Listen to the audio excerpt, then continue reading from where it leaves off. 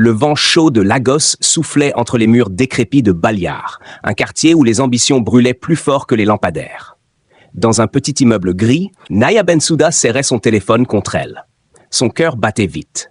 Elle venait d'entendre la voix de sa voisine Lena Keita rire au téléphone. Ce rire, elle le connaissait. Il annonçait toujours une virée luxueuse et bien payée. Sans attendre, elle quitta son studio et traversa le couloir pieds nus. « Lena, je t'en supplie cette fois, prends-moi avec toi. » Lena ouvrit la porte, maquillée, parfumée, déjà habillée pour la nuit. « Ce n'est pas si simple, Naya. C'est un cercle très fermé et je ne peux pas inviter n'importe qui. » « Je ne suis pas n'importe qui. Je suis ta voisine, ta collègue. Regarde-moi, j'ai besoin de ce boulot. » Naya parlait d'une voix tremblante. Elle n'en pouvait plus de feindre. Employée dans une agence bancaire périphérique, son salaire ne couvrait plus rien. Elle s'était endettée pour louer cet appartement à Baliar. Elle sautait parfois des repas. Et chaque lundi matin, elle voyait Lena revenir couverte de cadeaux, le teint frais, les poches pleines. Le téléphone de Lena vibra. Elle répondit et mit aussitôt l'appel en haut-parleur, comme pour lui offrir un espoir. « Amène une fille en plus. Elle a intérêt à être belle, » dit une voix féminine, posée mais glaciale. C'était Madame Rakia. Lena raccrocha lentement. Puis, elle se tourna vers Naya, un sourire complice aux lèvres. « C'est bon? Tu viens? Je lui ai montré ta photo hier.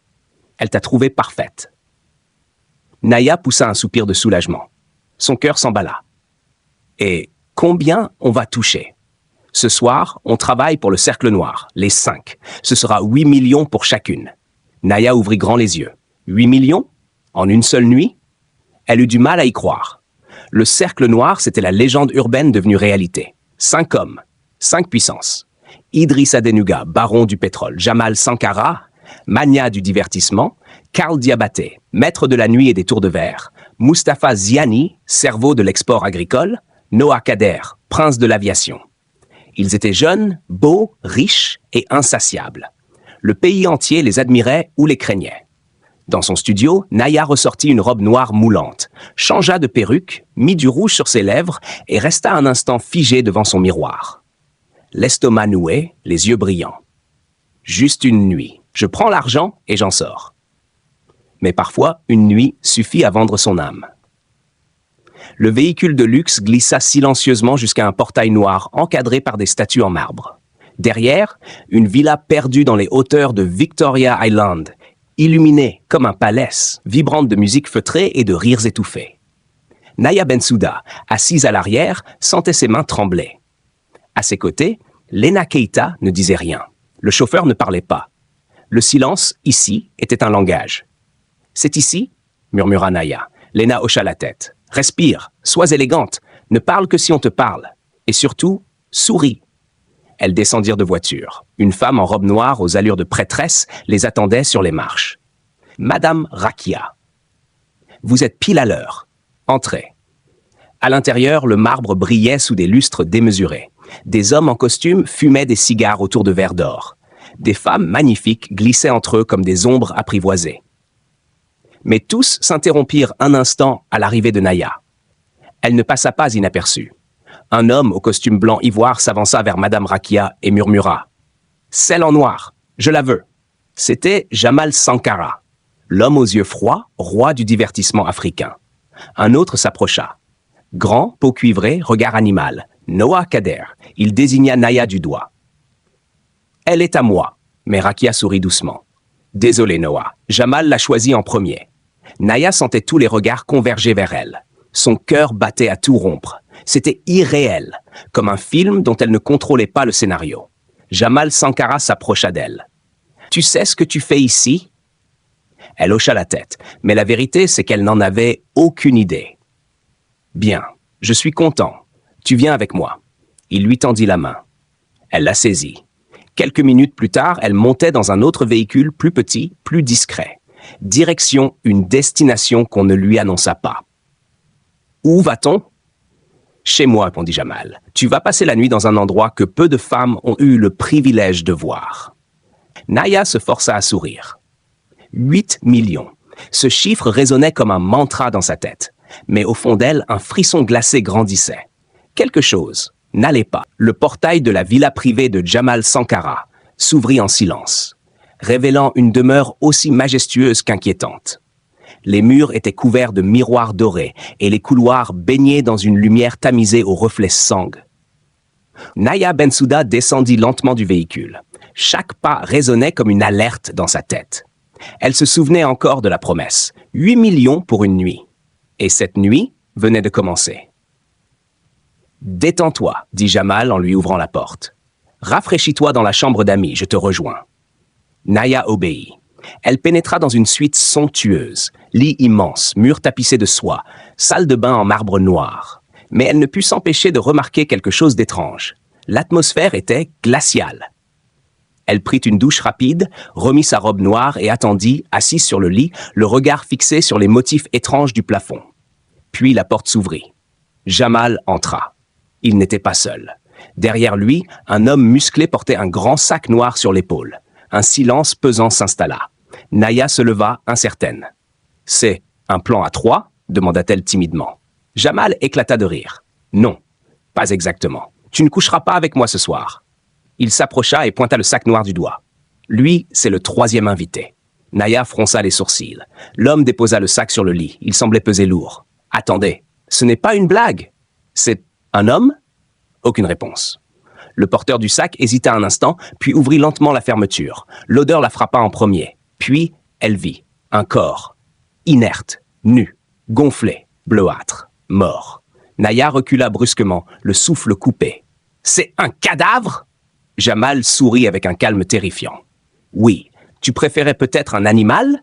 On a aussi un python dans la cave, si tu veux essayer autre chose. » Elle tomba à genoux, choquée, les larmes aux yeux. « Non, non, je ne peux pas. » Mais à cet instant, le téléphone de Jamal sonna. Il décrocha, mit l'appel sur haut-parleur. « Madame Rakia, fais ce qu'il demande Naya, ou ils te jetteront au crocodile. » La voix était tranchante, froide, aucune émotion.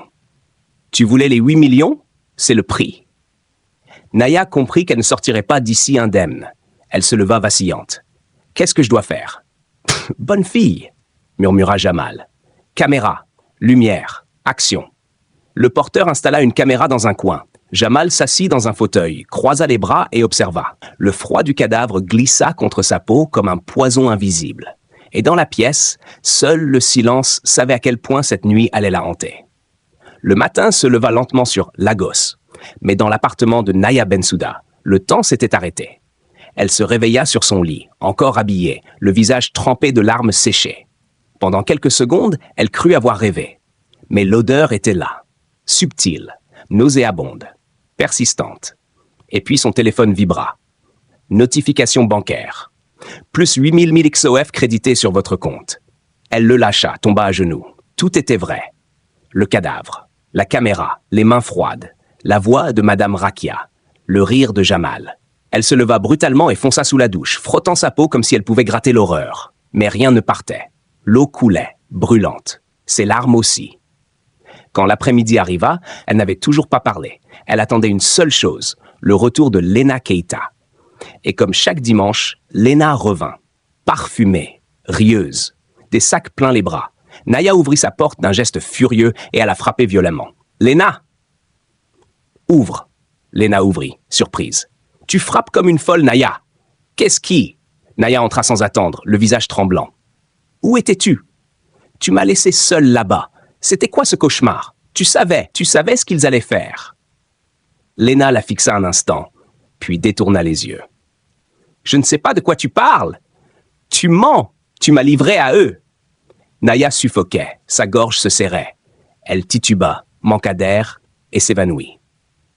Elle se réveilla 3 jours plus tard dans un lit blanc sous des lumières blafardes. Une infirmière au visage doux la rassura doucement. « Vous avez fait une grosse crise de stress. Reposez-vous. » Mais Naya n'avait qu'un seul nom en tête. « Je dois voir Lena. Elle sait ce qui m'est arrivé. » Lena finit par venir. Habillée sobrement, elle prit un air compatissant. « Tu es vivante? C'est tout ce qui compte. Ce n'était qu'un accident de parcours. »« Tu m'as vendu. Tu savais ce qu'ils allaient faire, » cria Naya en larmes. Mais Lena se leva brusquement. « Tu délires. Ne m'approche plus. » Et elle quitta la chambre sans se retourner. Le soir même, Naya chercha désespérément les photos qu'elle avait prises ce soir-là. Il n'en restait rien. Son téléphone avait été vidé, les preuves effacées. Elle comprit enfin, elle avait été piégée, livrée comme un simple objet. Et cette chambre, cette pièce glaciale, n'allait plus jamais la quitter. Après sa sortie de l'hôpital, Naya Bensouda retrouva son appartement dans un état figé, comme si tout ce qui s'y trouvait refusait de lui parler. Lena Keita avait disparu. Son appartement vidé, ses lignes téléphoniques coupées. Naya était seule, hantée. Chaque nuit, elle dormait mal. Des sueurs froides, des cauchemars, des ombres dans les murs. Elle évitait les miroirs. Son reflet lui faisait peur. Et puis, il y eut cette nuit-là. Elle dormait sur son canapé quand quelque chose la souleva. Une sensation étrange, comme flotter hors de son propre corps. Elle ouvrit les yeux, lentement. Quelqu'un la portait. Un être. Une silhouette. Une force invisible. « À l'aide !» hurla-t-elle, luttant de toutes ses forces. Son voisin, Grégoire, entendit les cris. Il frappa à sa porte, paniqué. Soudain, Naya retomba brutalement sur le canapé, seule. Toutes les lumières étaient éteintes. Quand elle ouvrit la porte, Grégoire la trouva tremblante, en larmes. « Il y avait quelqu'un, je te jure !» Grégoire fouilla chaque pièce. Personne. Il lui posa une main sur l'épaule. « Si tu veux, tu peux dormir chez moi. Tu n'as pas l'air en sécurité ici. » Naya n'hésita pas. Cette nuit-là, elle dormit dans la chambre d'amis de Grégoire. Et pour la première fois depuis longtemps, elle dormit profondément. Mais ce répit fut de courte durée. La nuit suivante, elle coucha avec Grégoire. Un moment d'abandon, de confiance. Mais à peine s'était-il endormi qu'un cri d'horreur le réveilla. Des mains glacées, dégoulinantes d'eau, jaillirent du mur et l'attrapèrent violemment. Naya ouvrit les yeux en sursaut. Et là, elle le vit. Le cadavre, le même, celui de cette nuit. Devant elle, dans la chambre. Il attrapa Grégoire et le projeta violemment contre le sol. Puis il disparut. Quand Naya retrouva l'usage de son corps, elle se précipita sur Grégoire. Il ne bougeait plus. Froid, mains ouvertes, regard vide, mort. « Non, non, non, non, non » murmura-t-elle, paniquée.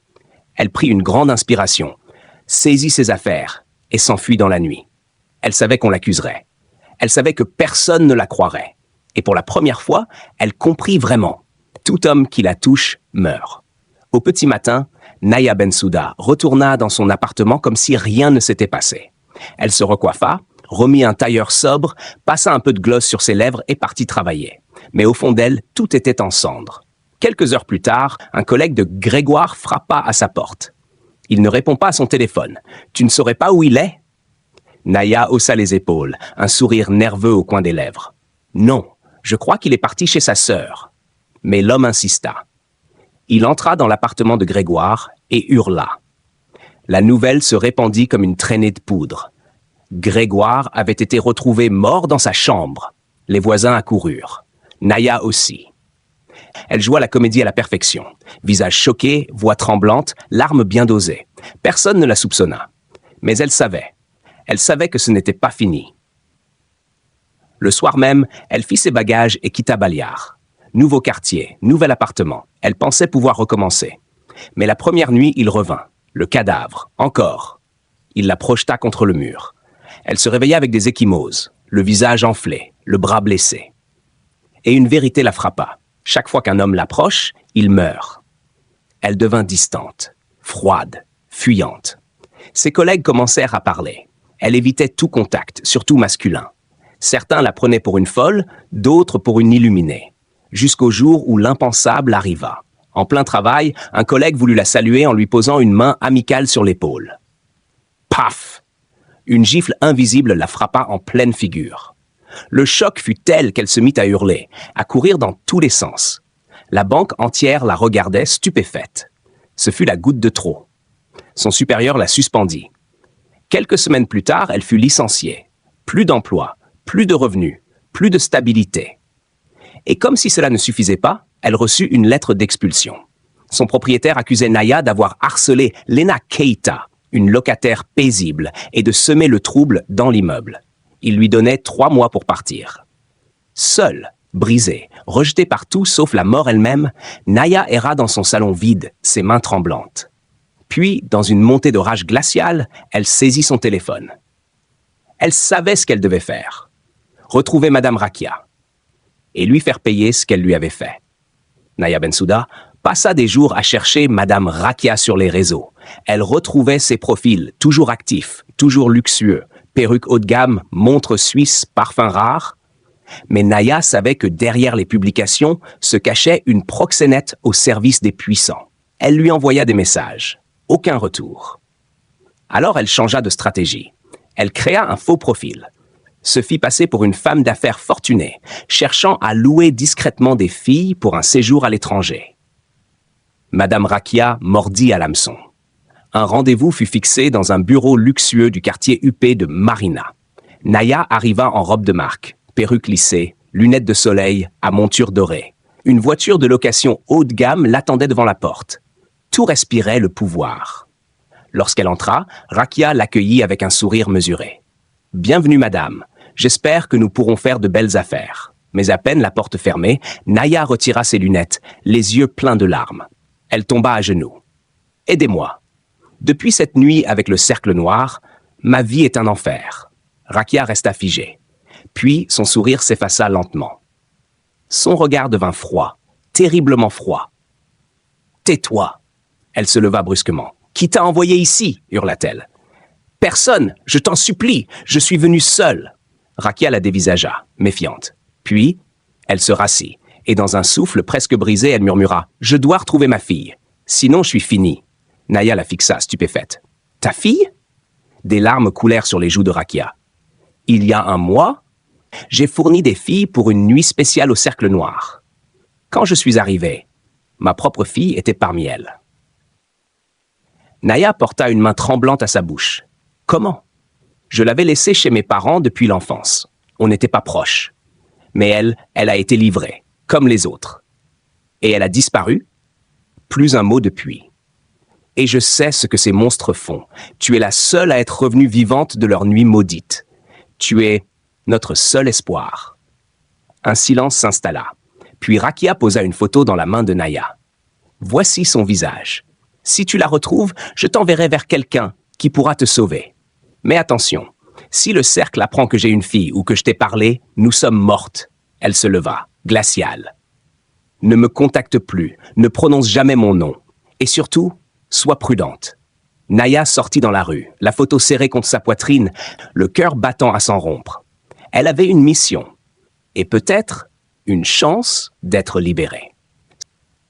La nuit était tombée sur le manoir du Cercle Noir, situé à l'écart de la ville, entre jungle luxuriante et collines discrètes. Une lumière bleue baignait les façades vitrées. De l'extérieur, on aurait cru à une villa de rêve. De l'intérieur, c'était un tombeau doré. Y entra parmi une dizaine d'autres jeunes femmes, toutes triées sur le volet. Silencieuses, apprêtées, parfumées. Madame Rakia n'était pas là cette fois. Un autre visage avait pris le relais. Le manoir grouillait de rires masculins, de vers qui s'entrechent de musique enivrante. Mais Naya n'était pas venue pour faire la fête. Elle était venue retrouver la fille de Rakia et survivre. Lorsque les hommes choisirent leur partenaire pour la nuit, un politicien célèbre, la soixantaine alcoolisée et les mains baladeuses, choisit Naya. Il l'emmena dans une suite privée. Heureusement, il s'endormit à peine sa tête posée sur l'oreiller. Son corps exhalait l'alcool et les pilules.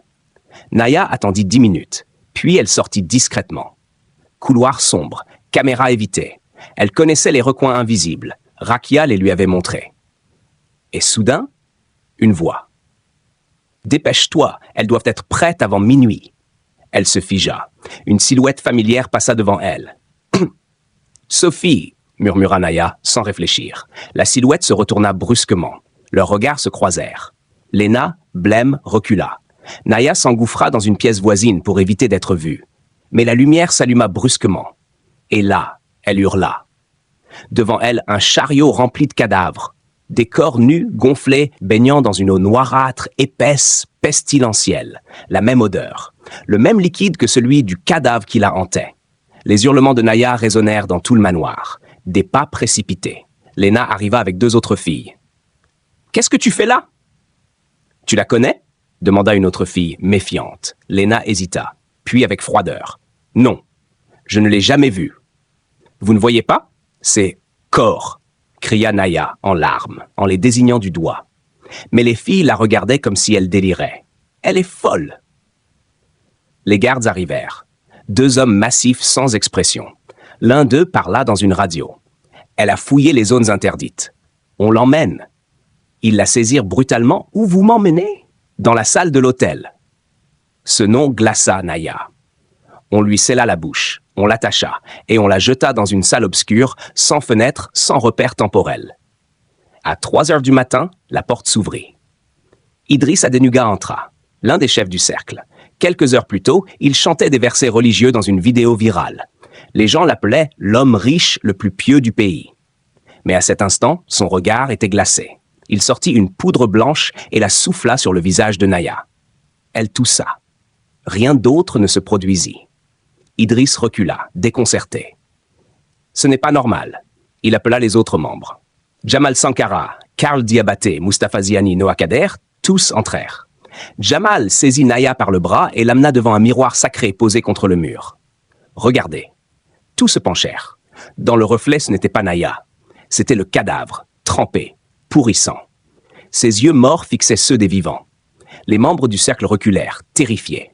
« C'est elle !» murmura Jamal. « Celle de cette nuit-là. » Un silence pesant tomba dans la pièce. Puis, Jamal déclara « Elle n'est plus comme les autres. Elle est marquée, maudite. Et maintenant, elle est à nous. » Dans la salle de l'hôtel, le silence était devenu une arme. Les membres du cercle noir fixaient Naya Bensouda avec un mélange de peur et de fascination. « Elle est différente », dit Idriss Adenuga, la voix lente. « Elle a survécu au rituel. Elle voit ce que personne ne voit », ajouta Tnar, plus bas. Jamal Sankara, toujours figé, s'approcha.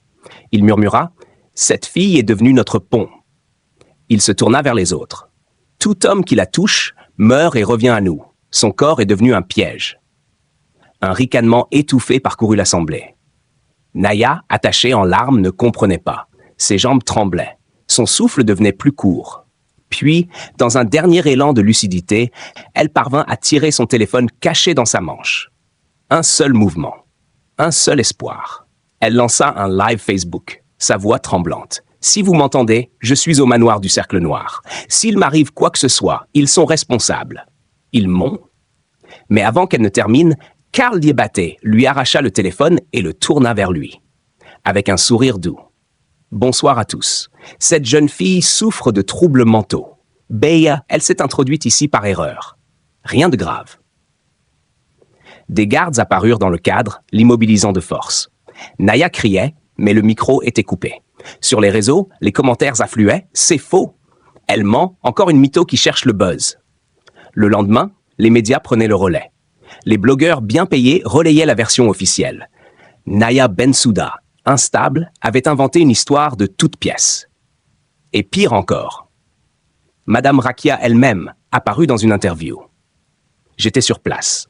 Naya a menti. Je suis profondément choqué par ces accusations. Ses yeux disaient le contraire. Mais sa voix trahissait l'angoisse. Le pays entier se détourna de Naya. Elle devint un mème, une blague, une honte. Sa famille, effondrée, vint la chercher. Elle retourna vivre chez ses parents, à Tambaga, un petit village où le silence est plus pesant que les regards. Mais dès la première nuit, le cauchemar revint. Hurlements, sueur froide, draps trempés. « Ce n'est rien, c'est un cauchemar », répétait-elle à sa mère. Mais elle savait. Et bientôt, ses parents le sauraient aussi.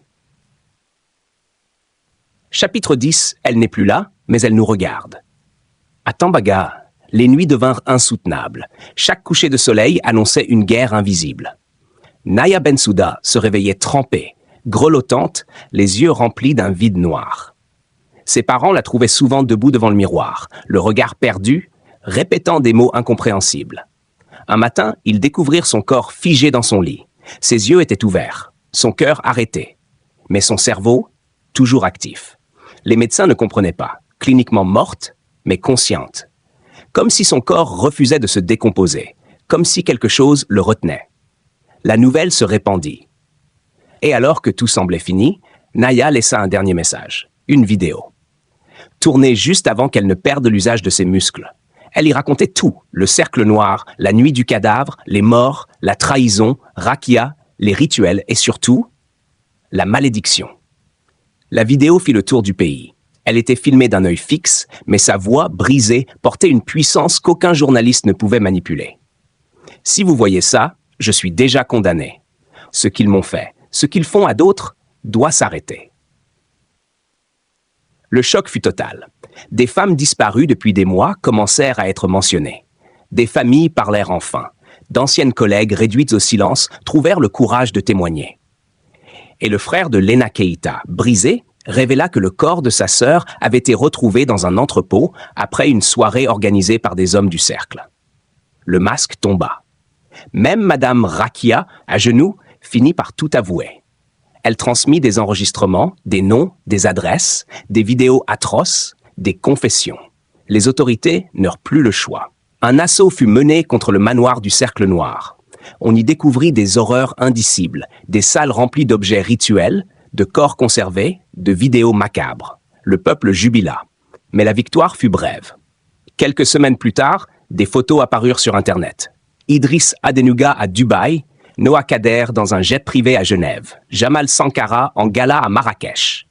Tout vivant, tous protégés. L'argent avait encore parlé. Naya avait gagné la bataille, mais pas la guerre. Aujourd'hui encore, sa vidéo est partagée par des milliers d'internautes. Elle est devenue un symbole, un cri. Et sous sa vidéo, on peut lire ce commentaire, répété comme une prière. Elle n'est plus là, mais elle nous regarde.